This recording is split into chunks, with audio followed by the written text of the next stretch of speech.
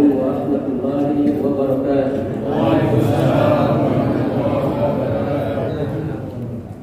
Alhamdulillahil malikil haqqil mubin alladzi hadana bil imani wal yaqin. Asyhadu an la ilaha illallah wahdahu la syarika lah. Wa asyhadu anna Muhammadan abduhu wa rasuluh la nabiyya ba'dahu. Allahumma shalli wa sallim wa barik ala nabiyyina wa habibana Muhammad wa ala alihi at-tayyibin wa ashabihi al-akhyar ajma'in wa man tabi'ahum bi ihsan ila yaumiddin. Amma ba'd. Bapak dan Ibu sekalian, jamaah salat subuh Masjid Fastabiqul Khairat. Kalau masuk masjid ini udah bawaannya mau melakukan kebaikan, berlomba-lomba dalam kebaikan. Alhamdulillah kita pada kesempatan pagi hari ini, pagi yang ke-11 pada bulan Ramadan tahun 1444 Hijriah, pertama masih diberikan usia sehingga kita masih bisa menikmati sahur di hari yang ke-11. Dan mudah-mudahan semuanya sahur, termasuk adik-adik kita semuanya. As-saharu fa inna fis-sahur barakah. Sehingga kita mendapatkan keberkahan yang menjadi sebab banyaknya atau sebab-sebab dari kebaikan-kebaikan yang insya Allah akan kita dapatkan hari ini dan hari-hari kemudian. Dan tentunya selain kita tidak diberikan usia, kita juga bersyukur kepada Allah. Selain kita masih memiliki usia kehidupan di dunia ini, kita juga masih memiliki peluangan untuk menghadiri rumahnya masjid tempat kita bersujud bertakbir kepada Allah dan juga majlis ilmu. Sebab tanpa peluangan maka usia yang kita miliki pun tidak akan punya maknanya. Dan karena itulah kemudian Rasulullah bersabda, ya, di antara dua nikmat yang penting untuk menjadi perhatian kita adalah salah satunya adalah nikmat al-faragh atau waktu-waktu luang kita, selain juga nikmat sehat. Namun demikian kita juga bersyukur selain kita punya usia, kita punya waktu luang. Alhamdulillah kita semua juga masih memiliki kemampuan sehingga bisa hadir di majlis ini dan bermuasyahah, saling berjumpa dengan saudara tetangga sesama orang-orang soleh yang mudah-mudahan itu akan menambah persahabatan kita. Amin. Saya kalau bicara tentang sahabat teringat dengan definisi sahabat di masa Rasulullah. Mereka disebut sahabat Rasulullah itu karena mereka hidup. Ini saya mohon maaf gak bisa melihat ke sana. Karena kalau saya maju mic-nya enggak ini. Enggak apa, yang penting terdengar suaranya. Jadi mereka disebut sahabat Rasulullah itu karena mereka pernah hidup dan bertemu dengan Rasulullah. Tetapi bukan semata-mata karena mereka pernah hidup dan bertemu dengan Rasulullah, tetapi juga mereka berjumpa Rasulullah dan mengimani Rasulullah. Karena itu kemudian ada Abu Jahal dan sebagainya pernah hidup juga bersama Rasulullah tapi tidak disebut sahabat. Sementara setelah generasi sahabat itu, mereka orang-orang yang mengimani Rasulullah, termasuk kita hari ini. Tetapi karena kita tidak pernah bertemu, berjumpa dengan Rasulullah, maka kita juga tidak disebut sahabat. Jadi mudah-mudahan Bapak dan Ibu sekalian yang hadir dalam majelis ini adalah ya, warga komplek apa?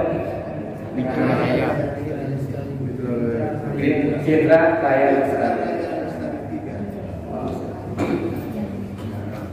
adalah warga yang saling bersahabat. Artinya pernah sama-sama bertetangga, pernah sholat bersama, saling berjumpa, saling kenal, dan saling mengakui bahwa antara mereka adalah orang-orang baik. Dan mudah-mudahan dengan demikian maka kita akan dapat saling mempersaksikan di sisi Allah nanti.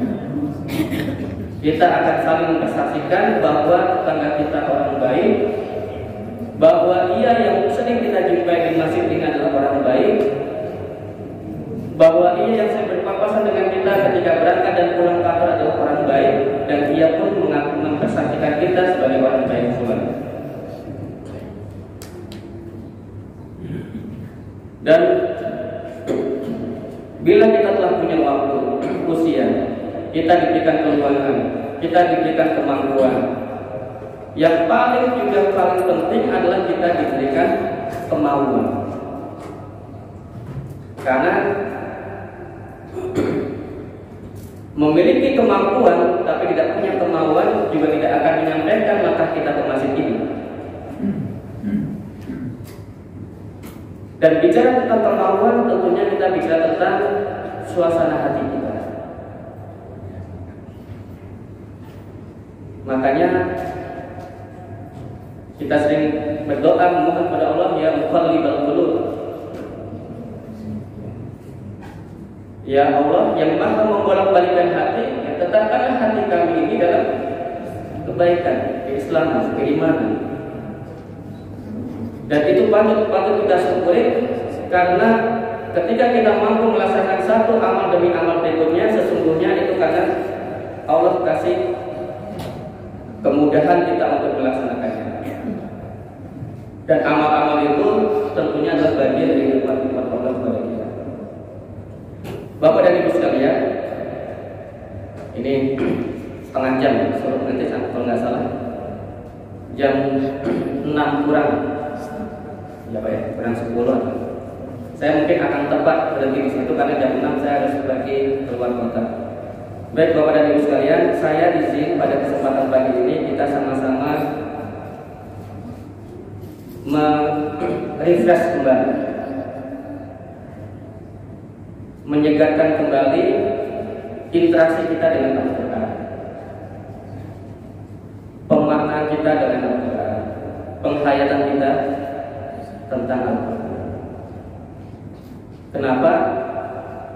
Karena kita hari ini adalah hari Ramadan, di mana bulan Ramadan di antara definisi yang Allah berikan, bahkan definisi ya, satu-satunya dalam Al-Quran, Syahrul Ramadan alladzi unzila fihi al-Quran. Jadi kalau ditanya apa itu Ramadan, sesungguhnya definisi yang paling utama adalah bulan Al-Quran. Meskipun nanti secara istilah bisa berkembang definisinya menjadi bulan di mana diwajibkannya puasa dan sebagainya. Termasuk nanti ada pemaknaan sebagai bulan pengampunan, bulan kebersamaan, bulan puasa dan sebagainya. Ia dimaknai sebagai bulan Al-Quran karena memang Al-Quran diturunkan pada bulan itu.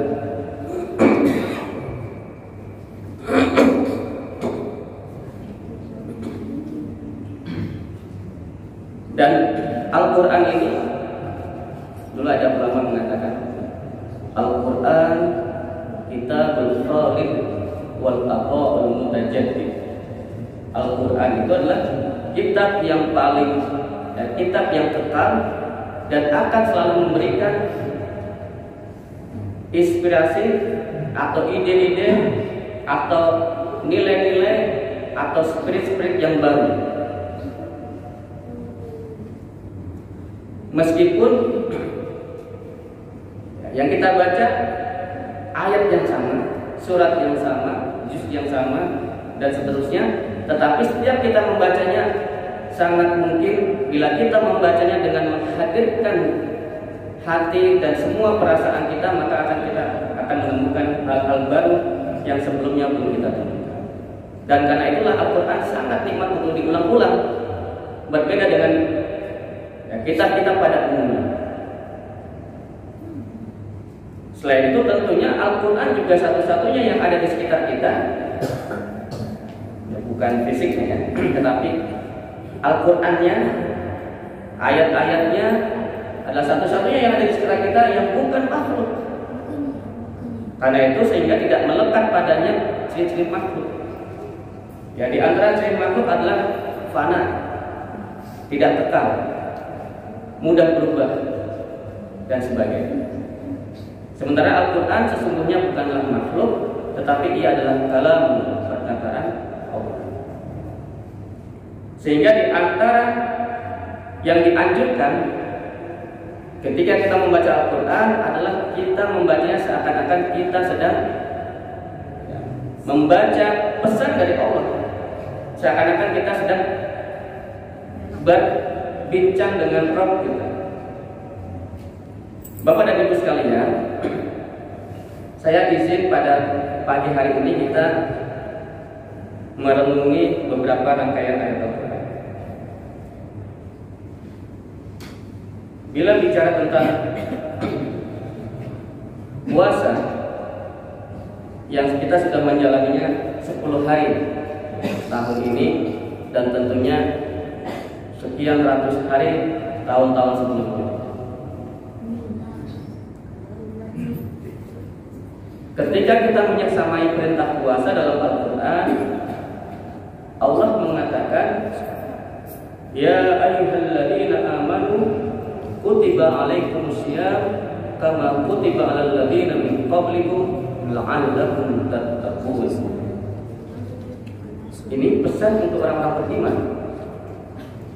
Karena khitabnya, seruannya adalah wahai orang-orang beriman.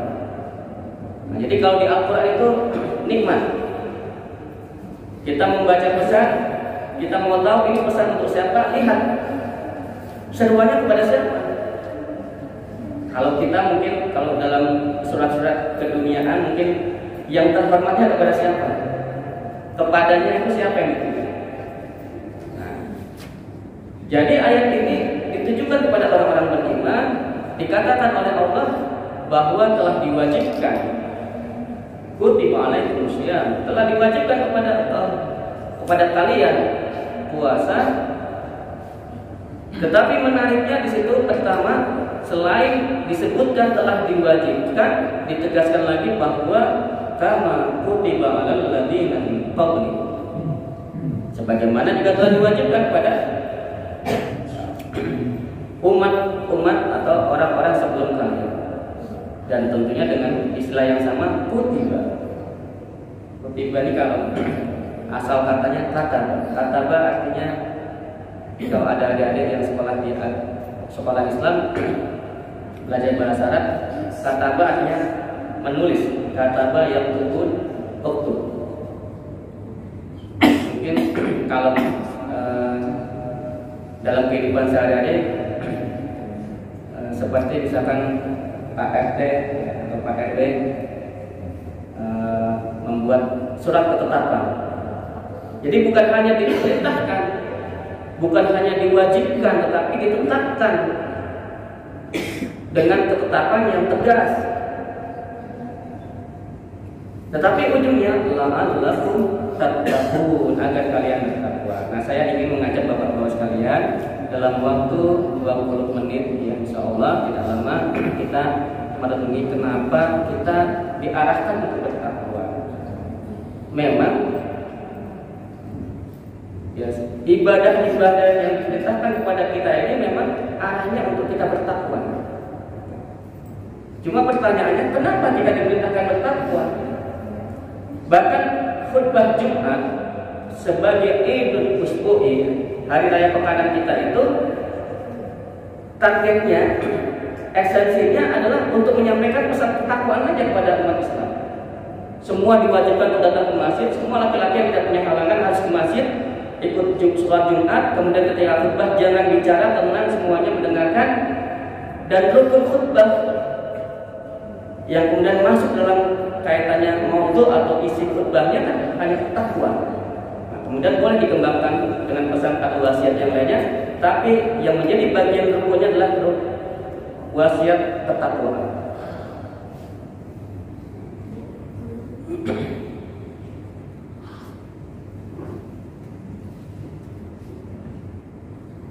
Yang biasanya para khotib Jumat itu membacakan ayat Al-Baqarah ayat 102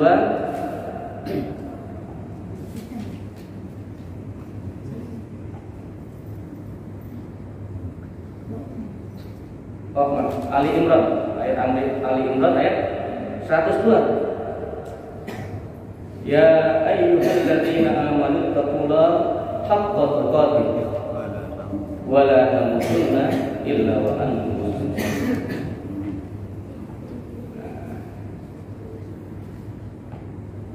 Bapak dan Ibu sekalian, saya ingin mengajak setelah tadi kita membaca perintah takwa atau perintah puasa pada surat Al-Baqarah ayat 183,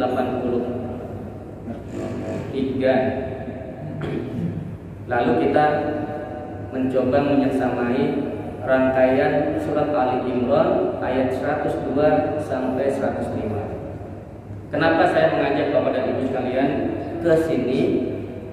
Karena di antara kitab yang juga biasa kita baca di Indonesia ini, di kalangan pesantren, para kiai membacanya di antara adalah kitab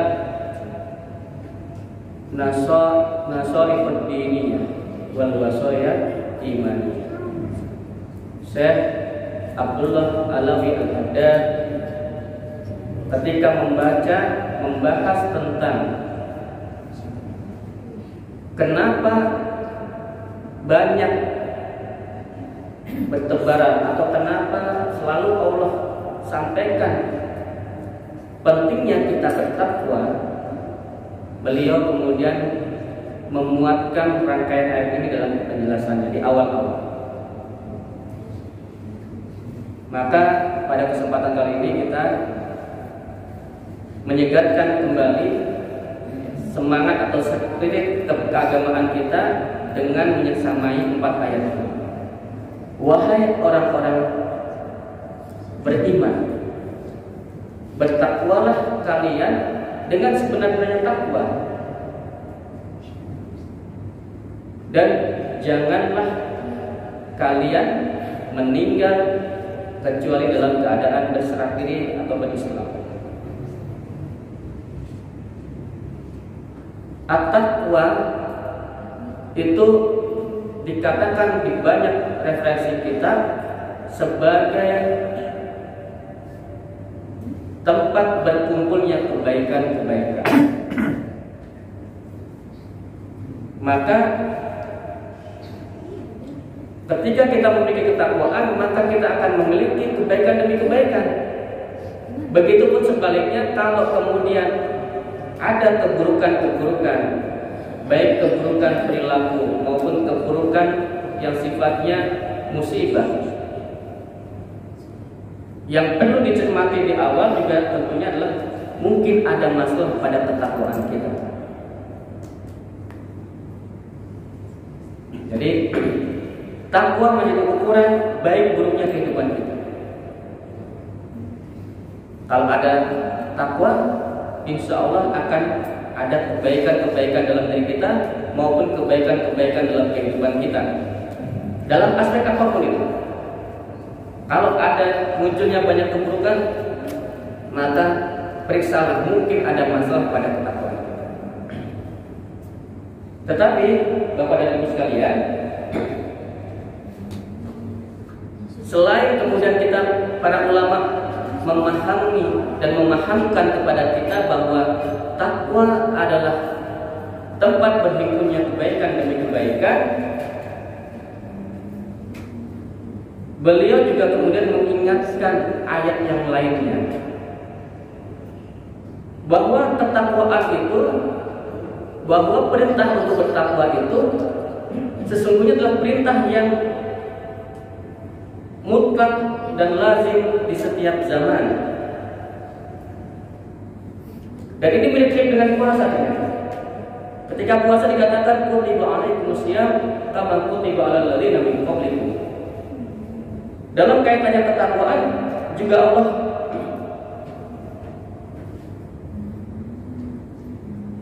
sampaikan bahwa pesan takwa itu sesungguhnya ternyata bukan hanya pesan yang disampaikan Allah kepada kita umat Nabi Muhammad SAW,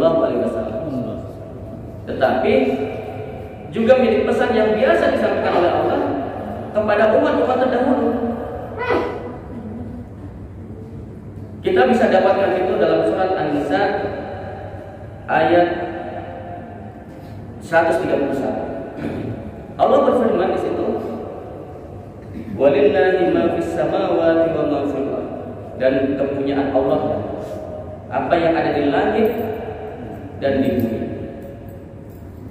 Walaqad wasaynal ladzina utul kitaba min qablikum wa iyyakum an taqullah. Dan sesungguhnya telah kami wasiatkan kepada orang-orang yang telah kami beri kitab, yaitu para ahlul kitab, min qablikum, sebelum kalian, wa iyyakum an taqullah, dan hendaklah mereka itu bertakwa kepada Allah. Jadi kalau kita diperintahkan puasa, dan puasa itu juga merupakan perintah umat-umat sebelumnya, sesungguhnya takwa juga ternyata demikian. Takwa bukan hanya perintah kepada kita umat Islam, umat akhir zaman ini, tapi juga telah diperintahkan serupa kepada umat-umat sebelumnya.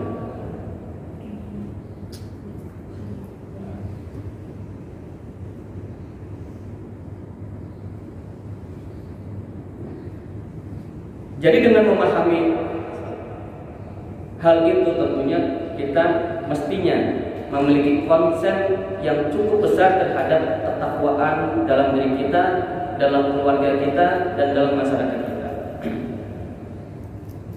Sebab bila tiada ketakwaan dalam diri kita, maka akan mempengaruhi ketakwaan keluarga kita. Begitu pula bila ketakwaan dalam keluarga kita pun ada masalah, akan mempengaruhi ketakwaan pada lingkungan kita.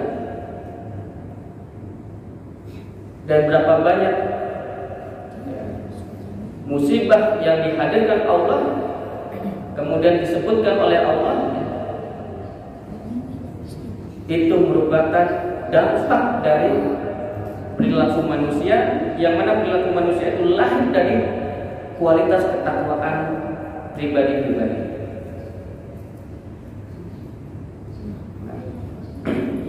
Yang pertama itu, mari kita punya konsen betul tentang nilai-nilai ketakwaan dalam diri kita dan lingkungan kita.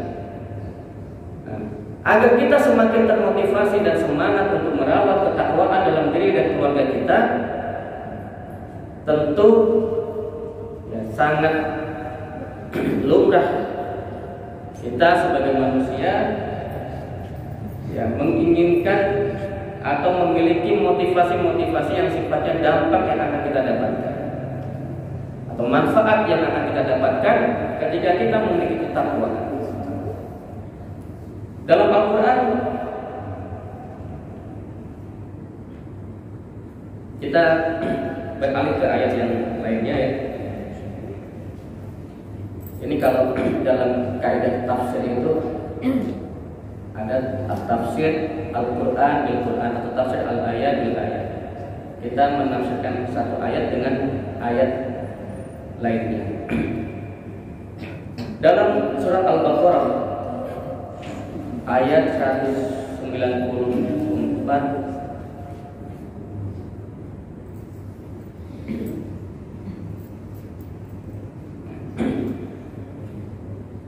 di akhir ayatnya, biar cepat waktunya tinggal 15. Di akhir ayatnya itu Allah berfirman, wattaqullah wa'lamu annallaha ma'al muttaqin. Dan bertakwalah kalian kepada Allah, dan ketahuilah sesungguhnya Allah bersama orang-orang yang bertakwa. Jadi manfaat yang pertama adalah kita akan dibersamai oleh Allah. Dan ini bukan hal yang sederhana. Mendapat kebersamaan dari Allah itu adalah hal yang paling istimewa. Karena bila Allah berlepas diri dari diri kita, maka kita akan hidup dalam kegalauan, kerisauan, dan semua hal-hal yang kemudian tidak bermanfaat dalam kehidupan kita. Sebagaimana tadi saya sampaikan di awal, bahwa hadirnya kita di masjid ini, selain kita punya usia, kita punya waktu, kita punya keluarga, kita punya kemampuan, juga punya kemauan. Dan itu tidak lepas karena Allah tetapkan hati kita, mengikatkan hati kita dengan masjid fastabiqul khairat. Kemudian ada di ayat yang cukup panjang, yang paling panjang dalam Al-Quran itu ayat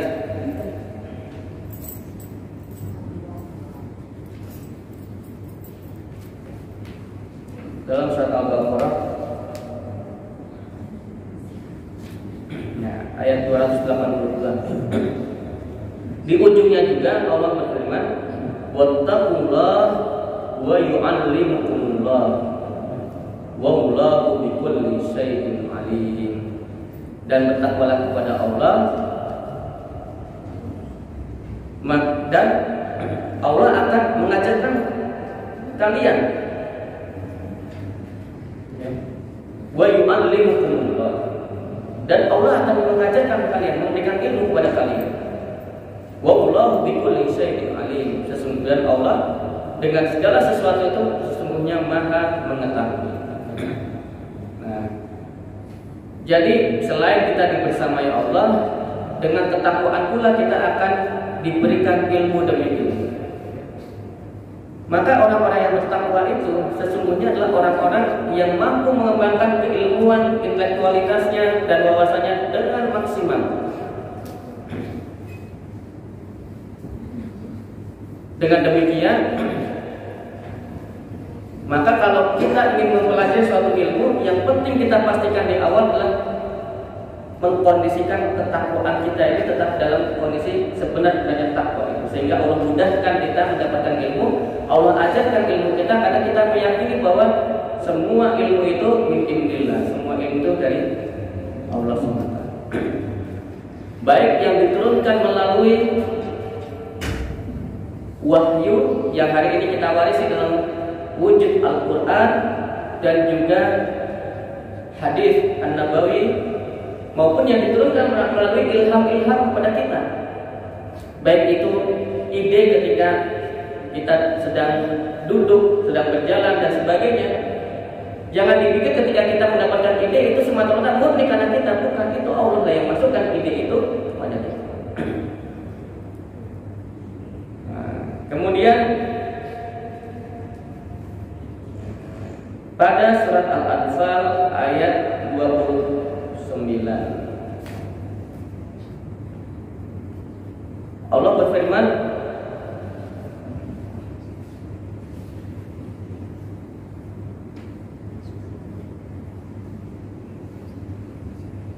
ya ayyuhalladzina amanu in tattaqullaha yaj'al lakum furqanan wa yukaffir ankum sayyi'atikum wa yaghfir lakum wallahu dzul fadlil 'azim.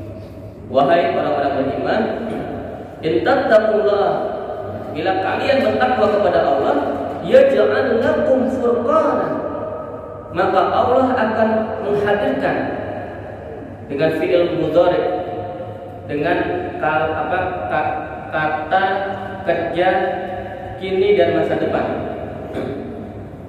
Kata kerja kini dan masa depan. Allah akan hadirkan kemampuan kepada kalian untuk membedakan. Furqan.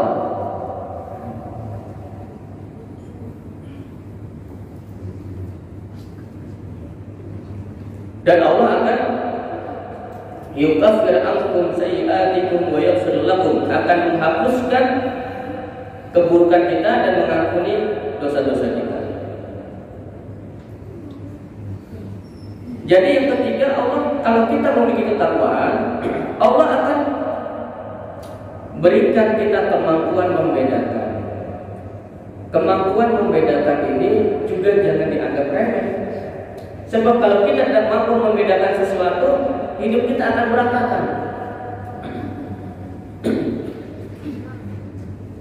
Karena itu kita perlu cahaya. Ketika mati lampu, kita bingung mau menyalakan, bingung mau jalan ke depan ke belakang, bingung dan sebagainya. Mau menutup pintu, bingung mau sebagainya. Jadi kemampuan membedakan adalah kemampuan yang juga sangat kita perlukan dalam kehidupan ini.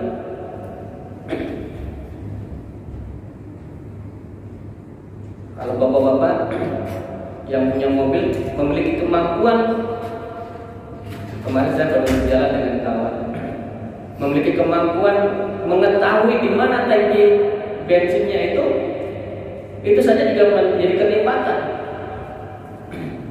Yang tahu caranya, mudah saja dia memposisikan mobilnya ketika masuk pom bensin. Apakah di kanan, apakah di kiri. Yang tidak tahu caranya, dia ngide lah, cari-cari cara untuk bisa tahu kan. Di antaranya kata kawan saya pencet tuasnya, lalu dilihat dari spionnya mana yang terbuka. Kita kasih tahu, nggak perlu seperti itu. Lihat aja di di layarnya, tempat ada gambar bensin. Nah itu ada panah kanan dan kirinya, lihat panahnya di kemana, ke arah kemana. Nah itulah tutup tangkinya. Ini kan ilmu, ini kan kemampuan membedakan. Dan kemampuan membedakan ini kalau kita miliki akan menghemat atau mengefektifkan kehidupan kita.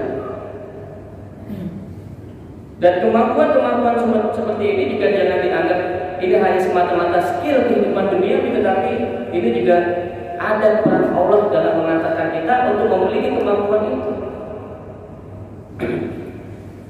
Karena itu kemudian mereka para ulama saleh yang memiliki ketakwaan bahkan sampai pada titik punya kemampuan membedakan mana orang baik, mana orang buruk.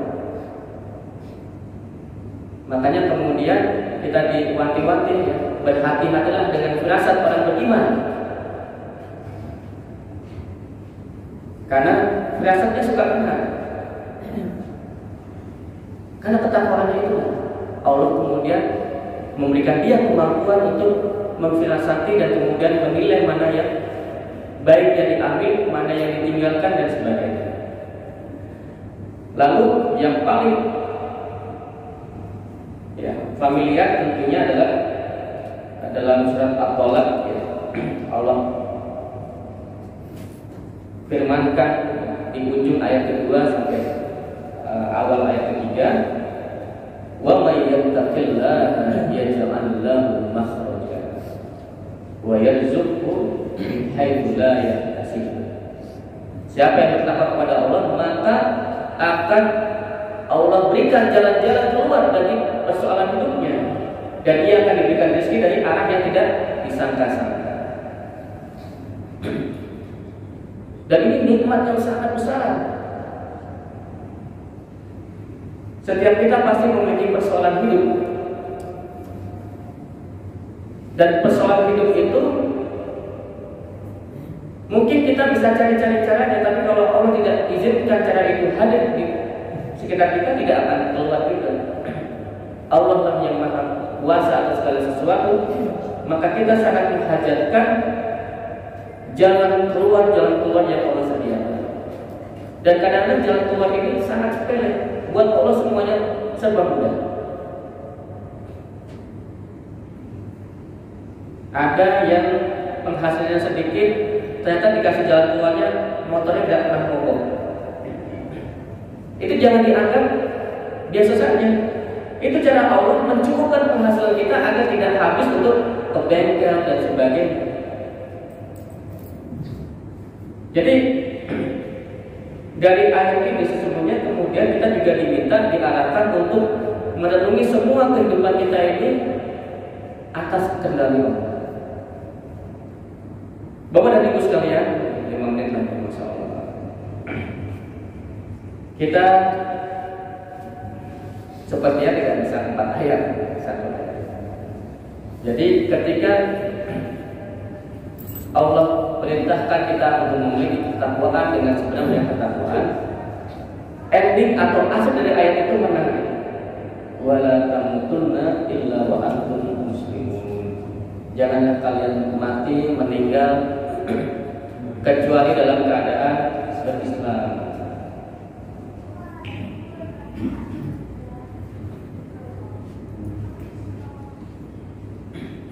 Ada beberapa dokumentasi atau yang Allah rekamkan dalam Al-Quran ini tentang sikap orang-orang soleh terdahulu ketika mereka masih hidup. Rupanya memang ada tradisi di kalangan orang-orang soleh itu memohon kematian dalam keadaan berislam. Jadi ketika kita membaca ayat ini, wala tamutunna illa wa antum muslimun ini, janganlah meninggal kecuali dalam keadaan muslim ini, jangan semata-mata ini dianggap sebagai perintah. Tetapi kita meresponnya selain kemudian kita masuk Islam, kita menjaga keislaman kita, juga kita meresponnya dengan cara terus berdoa agar Allah matikan kita dalam keadaan Islam. Sebab bagaimanapun ruhul ibadah, doa ruhul ibadah. Doa itu adalah ruhnya ibadah. Jadi jangan cuma berarti saya harus berbanyak ibadah. Iya, berbanyak ibadah, tapi juga isi dengan doa-doa. Berdoalah, mudah-mudahan Allah matikan kita dalam keadaan Islam. Dalam surat Yusuf, Allah abadikan doa Nabi Yusuf alaihissalam. Pada ayat 1:1 Allah berfirman, ya, Rabbi qad ataitani minal mulki wa 'allamtani min ta'wilil ahadits. Wahai Rabbku, sesungguhnya Engkau telah memberikan kepadaku kerajaan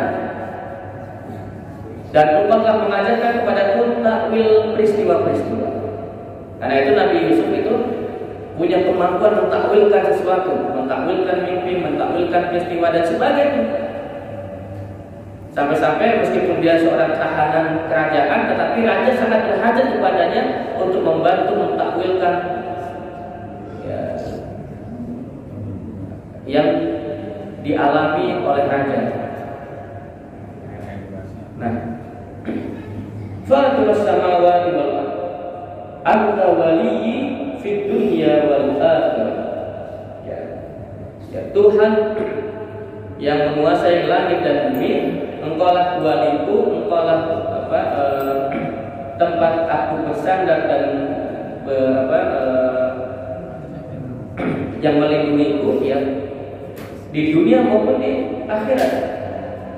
Tawaffani musliman, ya tawaffani musliman wa alhiqni bis-shalihin. Nah, ujung doanya begitu. Matikanlah aku dalam kondisi muslim dan pertemukanlah aku dengan orang-orang saleh. Nabi Yusuf begitu. Maka kita boleh juga meniru doa ini. Tawaffani, Allahumma tawaffani musliman wa alhiqni bis-shalihin. Ya Allah, matikanlah aku dalam keadaan berislam dan pertemukanlah aku dengan orang-orang saleh. Mereka adalah orang-orang yang sholat bersama saya, mereka adalah para tetangga saya, mereka adalah kawan kantor saya, kawan sekolah saya, kawan komunitas saya, kawan organisasi saya dan sebagainya. Orang-orang soleh itu, ya Allah pertemukan aku dengan mereka di akhirat dunia. Tapi rupanya yang baca doa begini bukan hanya para nabi, bukan orang-orang yang sudah beriman sejak kelahirannya. Allah mengabadikan doa para penyihir Fir'aun. Mereka baru masuk Islam karena sihirnya kalah dengan kekuatan mukjizatnya Nabi Musa. Mereka ini mu'amal. Tapi meskipun baru masuk Islam, mereka juga kemudian memiliki tradisi membaca doa semacam ini. Bapak dan Ibu sekalian bisa mendapatnya dalam surat Al-A'raf ayat 126. Di situ dicantumkan doa para penyihir, para mantan, bukan penyihir, mantan penyihir. Fir'aun yang sudah berislam, Rabbana afrigh 'alaina sabran wa tawaffana muslimin. Wahai Rabbku, wahai Rabb kami, ya lapangkanlah kepada kami, berikanlah kepada kami kesabaran dan matikanlah kami dalam sebagai seorang muslim. Jadi itulah memang tradisi orang Islam, tradisi orang beriman, banyak-banyak membaca doa agar Allah matikan kita dalam keadaan berislam. Baik mereka yang sudah berislam sejak lahirnya maupun yang baru-baru masuk Islam. Ya. Ada tradisi semacam ini, jangan kita lupakan, dan mudah-mudahan ini mengiringi ibadah-ibadah kita, dan dengan demikian Allah tutup, Allah antarkan kita benar-benar dalam kematian yang husnul khatimah. Insyaallah sudah lewat pas. Kalau sudah surut nanti kita langsung surut ya. Saya kira cukup Bapak dan Ibu sekalian, mudah-mudahan bermanfaat. Mohon maaf bila ada kekurangan, kesalahan, dan mudah-mudahan bisa berlanjut silaturahminya bukan hanya di masjid ini tapi di tempat lain. Amin. Kalau berjumpa ya kita yang ingat ulang menyapa ya. Jazakumullah khairan katsiran pada semua pengurus masjid dan jamaah sekalian. Mudah-mudahan Allah berikan pahala kita, dan peristiwa pagi ini Allah persaksikan sebagai kesaksian bahwa kita semua yang ada di sini adalah orang-orang baik yang layak Allah terima di surga. Wabillahi taufiq wal hidayah. Wassalamualaikum warahmatullahi wabarakatuh.